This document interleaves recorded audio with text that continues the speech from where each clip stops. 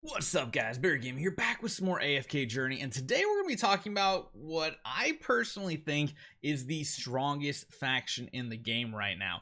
Graveborn is just like pretty bonkers crazy. Cecia, you are guaranteed to get in the early game and will be one of the best campaign pushing heroes for damage in the game. She summons a tanky summon, which is amazing. You have probably the best tank in the game with Thoran, and even beyond that, you have other heroes in the faction that are extremely strong. You have Igor, who can jump from like one tombstone to another, a very assassin-like. You have a healer, which is okay to say the least, and then you have a really good low tier, epic, A tier, whatever you want to call it, Viperian, that is a really good damage dealer slash supporter. So I'm going to talk about what my ideal Graveborn team is going to be, at least at the start of the game. It's going to be probably what my goal is. If you guys are playing free to play, this is going to be an amazing example of what you should really strive for. Hopefully you guys enjoy this one. Hit that subscribe button if you're new to the channel. Let's talk about the Graveborn.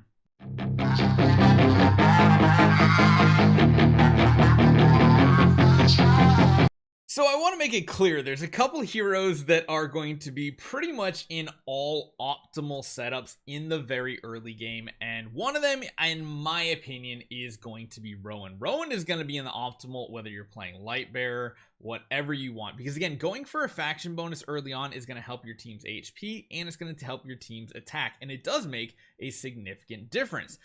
Now, if you do get Rowan very early on, this is going to be huge, because we've talked about him previously. You basically want him on every single account. You have a decent chance to pull him in the early game, which is really, really good. So if you can get your hands on Rowan, he is definitely one of the heroes you are going to slot in. The other one we're going to consider everybody having in these lineups is going to be Reinier, because, well, or Reinier, whatever you want to call it. So Reinier, we've already talked about him the other day as well. This is going to be your best option for your first Hypogean slash Celestial hero. And again, he does fit in perfectly with a team, because Hypogean and Celestial heroes count as whatever faction has the most in your lineup. So even though he is Hypogean, for the sake of team building, he's actually Graveborn in this situation. Now, like I said, when we come down to Graveborn, they have some of the best heroes in the game. Thoran is, I think, undeniably the most overpowered tank in the game, because, well, he can actually do a decent amount of damage too, and most importantly, yeah, he can also drain HP from the enemies. He resurrects after dying the first time, and then as you get him stronger, he even comes back with more energy so that he can ultimate again. This is a very key hero, because you're probably going to get to the point in the campaign and all different other game modes where you're pushing progression, but guess what? Those enemies are really strong, and they have an initial burst of damage that's going to knock out like any one of your tanks. That's why heroes like Thoran, and maybe even the warrior Brutus, can be good, because Brutus can go immune, whereas he can revive himself after a short little amount of time. And that basically gives you that second life to live, because in the very early game, the other thing you're going to be having essentially on your team is this main artifact, the Awakening spell. This one is 5 seconds after the battle starts, summons Radiant Life to restore 3 weakest allies by a certain percentage, and of course, he gets stronger and stronger. That's important, because most of the time, to keep your team running, you need that to go off very early. However, you'll probably have tanks die before that even goes off. So having him be able to resurrect and then get a heal on top of that, by then Rowan might be able to feed energy to all the heroes around him. Thoran will get his ultimate, which again has a drain life component of it as well, and he is just really, really good. He has survivability, he has self-healing. Undeniably the best tank in the game, which is part of the reason why I think Graveborn is going to be such a good strategy. Now, another reason why going Graveborn in the early game is going to be very good is I believe Cecia, at least right now in the beta, is essentially guaranteed on your first 10 pull. That's amazing, because she's honestly one of the best heroes in the early game to have. Why is that? Because her queen summons will summon Mr. Carlisle, which is a tanky hero that's going to be summoned on the backside of the enemy side. They're going to entangle them, which is like a root CC.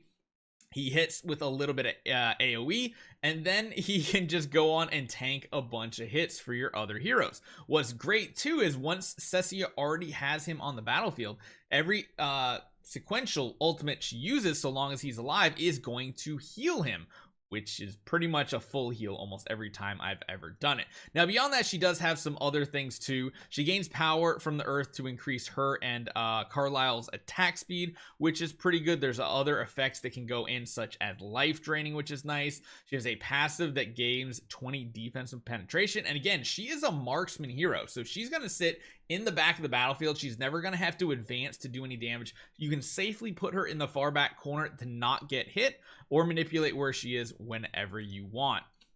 Again, she can increase her attack speed even more, as more when everybody's on the battlefield, and then she can even entangle the enemy as you get her up in power. Beyond that, yeah, it's normal attacks to trigger the Thorn Crust. It's basically just lowered by 1. It's not that big of a deal. This is going to take a while to get, but the fact that you get her for free means going for a Graveborn team is that much easier. And luckily, the third hero that I would slot into this team isn't even going to be one of these heroes. Igor can be good. I'm not a big fan of him. Carolina, again, I'm not the biggest fan of her. Out of all the other Graveborn, including some of the lower tier, Niru is a healer, but he's weird. He's in melee. I don't like it. Sylvina is okay. She's an assassin. She'll jump around in the back line, do some damage. Same thing with Salazar. He's okay. Not the biggest fan. The one I am a fan of as the number 5 hero in this lineup is Viperian. Again, he is a mage, so that's going to give you 2 ranged units, which is pretty good. Passive skill here. Viperian burns HP as much as possible when the battle starts, sending Dark Vipers to possess all the enemies until his HP is below 60%. So that is another reason why having other heroes that can tank for him, and of course the healing from the artifact, can come into play. During this skill, he is unaffected while losing 7% max HP for each Dark Viper deployed. Every possessed enemy drops 20 energy on hit, losing 1% HP per second to sustain the survivability of the Vipers, and Viperian calls a Dark Viper back to recover HP when his HP then drops below 40. So again, another hero that has a self-heal type ability. Not as good against bosses sometimes as far as the ultimate goes, but very good. It increases damage as it goes up. Again, he has another way to drain HP from the healthiest enemy, dealing damage, and that's why I think in this team we have so many heroes that have self-healing that you don't need to run a dedicated healer, which lets you run things like Reinier, lets you run Rowan, who does have some healing, but it isn't like a dedicated healer, and it's really, really good because having these lifesteal type effects is really strong. The passive skill, Dark Vipers launch Tearing Bite once every 3 seconds, dealing additional damage to all the possessed. Active, Viperian burns 10% max HP to enhance that next one to do even more damage, and then later on it will also lower the target's energy. Increasing haste is always solid.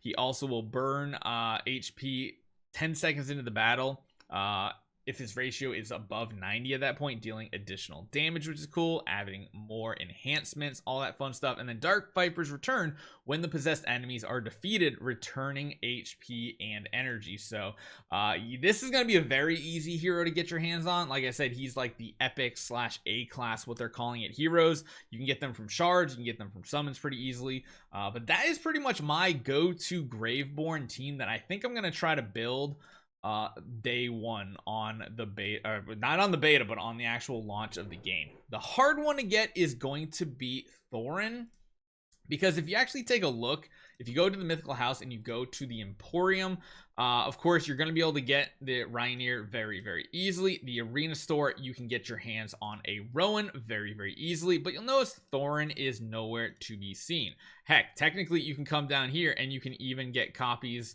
Viperian, so they are all easy. The only one that is not easy and is going to require some summoning is making sure in the all hero recruitment you have Thoran, and then at that point you need your fingers crossed. Adding them to this one as well will probably help you out, but yeah, so that is going to be my go-to team. It's not going to look like this. I guess I can't even show it to you because we don't have the hero right now. But yeah, I think Graveborn is going to be one of the best options early game. But again, that's going to heavily depend on if you get that early Rowan build going and all that other stuff. Next up, we are going to be talking about a Mauler-centric setup. If your guaranteed support hero you get, I think at 30 summons, is Smoky and Murky, because there's a much different strategy more melee centric, you want to build around it. But that is the Graveborn. Hopefully you guys enjoy this one. Let me know if you guys really enjoy the Graveborn team. Let me know what your favorite faction is, and we'll follow it up and tell you guys what kind of the most optimal team building setup to do in the early game. Hopefully you guys enjoy this one. Again, hit that subscribe button if you're new to the channel. We're gaining like 20 to 30 subscribers a day, so thank you guys so much for the support. I'll see you guys next time.